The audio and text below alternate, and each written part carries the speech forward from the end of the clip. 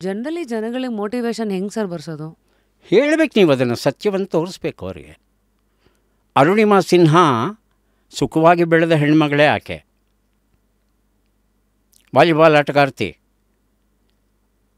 ರೈಲಲ್ಲಿ ಹೋಗುವಾಗ ಕೆಲವು ಪುಂಡರು ಅನಾಮತ್ತಾಗಿ ಆಕೆಯನ್ನೆತ್ತುಕೊಂಡು ಬಾಗಿಲಿಂದ ಆಚೆ ಎಸೀತಾರೆ. ಎಸೆದಾಗ ಆಕೆಯ ಕಾಲು ಪಕ್ಕದ ರೈಲ್ ಕಂಬಿ ಮೇಲೆ ಹೋಗಿಬೀಳುತ್ತೆ.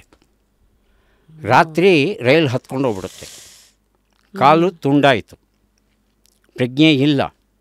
ಆಕೆಗೆ ಪ್ರಜ್ಞೆ ಬಂದಾಗ ನೋಡ್ತಾಳೆ, ಹೆಗ್ಗಣ್ಣಗಳು ಬಂದು ಆಕೆಯ ಕಾಲನ್ನು ತಿಂತಾಯಿದೆ. ಯಾರೋ ಆಕೆನ ಆಸ್ಪತ್ರೆಗೆ ಸಾಗಿಸ್ತಾರೆ.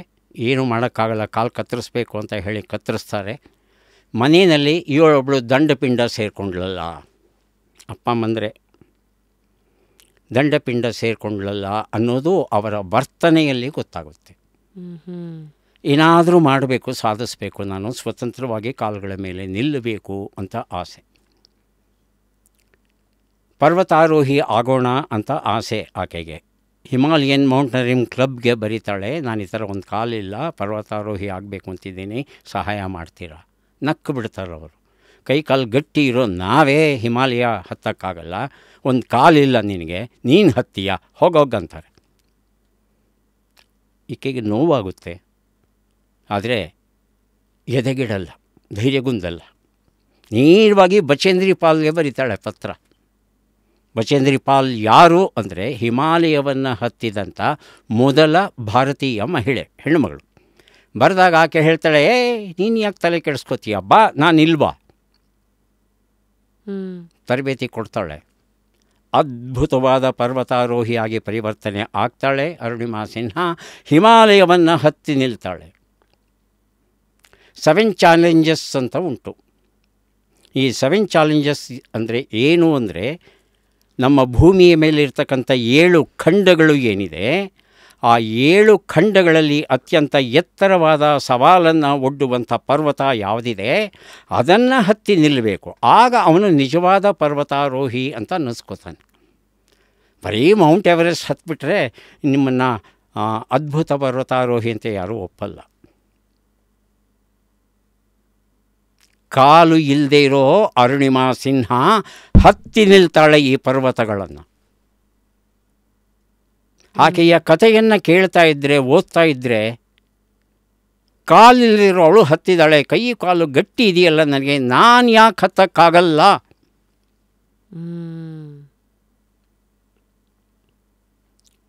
ಮಕ್ಕಳಿಗೆ ಸುಖ ಕೊಡಬಾರ್ದು, ಹಿತಮಿತವಾಗೇ ಮಕ್ಕಳನ್ನು ಬೆಳೆಸಬೇಕು.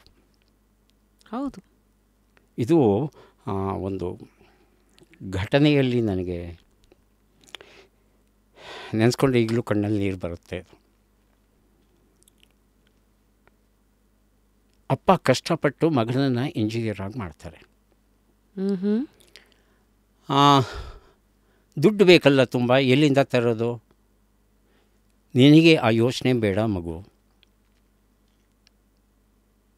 ಓದು ಅಷ್ಟೇ ನಿನ್ನ ಕೆಲಸ, ಅದಕ್ಕೆ ಬೇಕಾದ ಹಣ ನಾನು ತಂದು ಕೊಡ್ತೇನೆ ಅಂತ ಹೇಳಿ ಓದಿಸ್ತಾರೆ. ಅವನು ಇಂಜಿನಿಯರ್ ಆಗ್ತಾನೆ, ಕೆಲಸಕ್ಕೆ ಸೇರ್ಕೋತಾನೆ, ಕೈ ತುಂಬ ಸಂಬಳ ಬರುತ್ತೆ. ಆಮೇಲೆ ಅವನಿಗೆ ಒಂದು ದಿವಸ ಗೊತ್ತಾಗುತ್ತೆ, ಅಪ್ಪ ತನ್ನನ್ನು ಇಷ್ಟು ಕಷ್ಟಪಟ್ಟು ಓದಿಸ್ಬೇಕು ಅಂದರೆ ಹಣವನ್ನು ಹೇಗೆ ಸಂಪಾದನೆ ಮಾಡ್ತಾ ಇದ್ದ ಅಂದರೆ, ಬೀದಿಗಳಲ್ಲಿ 4 ಚೌಕಗಳಲ್ಲಿ ಎಲ್ಲಿ ವಾಹನಗಳು ಬಂದು ನಿಲ್ಲುತ್ತೋ ಸಿಗ್ನಲ್ ಹತ್ರ ಅಂಥ ಕಡೆ ಪೆನ್ನುಗಳನ್ನು ಮಾರಾಟ ಮಾಡ್ತಾಯಿರ್ತಾನೆ. ಆ ಪೆನ್ನುಗಳನ್ನು ಮಾರಾಟ ಮಾಡಿ ಅದರಲ್ಲಿ ಬಂದಂಥ ಲಾಭವನ್ನು ಸೇರಿಸಿ ಮಗನನ್ನು ಓದಿಸ್ತಾನೆ. ಇವನೇನು ಮಾಡ್ತಾನೆ, ಮಗ ಒಂದಷ್ಟು ಪೆನ್ನುಗಳನ್ನು ಕೊಂಡುಕೊಂಡು ಅಲ್ಲಿ ಅದೇ ಸರ್ಕಲಲ್ಲಿ ನಿಂತ್ಕೊಂಡು ಮಾರೋದಕ್ಕೆ ಪ್ರಯತ್ನ ಪಡ್ತಾನೆ. ವಿದ್ಯಾವಂತರು ತನ್ನಿಸ್ಕೊಂಡ್ರೆ ಒಂದು ಸಲ ಹಿಂಗೆ ನೋಡ್ತಾರೆ, ಇವನು ನೋಡಿದ್ರೆ ಇಷ್ಟು ಗಟ್ಟಿಮುಟ್ಟಾಗಿದ್ದಾನೆ, ನೋಡಿದ್ರೆ ವಿದ್ಯಾವಂತನ ಹಾಗೆ ಕಾಣ್ತಾನೆ, ಪೆನ್ ಮಾರ್ತಿದ್ದಾನಲ್ಲ. ಸರ್ ಒಳ್ಳೆ ಪೆನ್ ಸರ್, 10 ರೂಪಾಯಿಗೆ 2 ಕೊಡ್ತೀನಿ ತಗೊಳ್ಳಿ ಸರ್. 3 ಕೊಡ್ತೀಯಾ?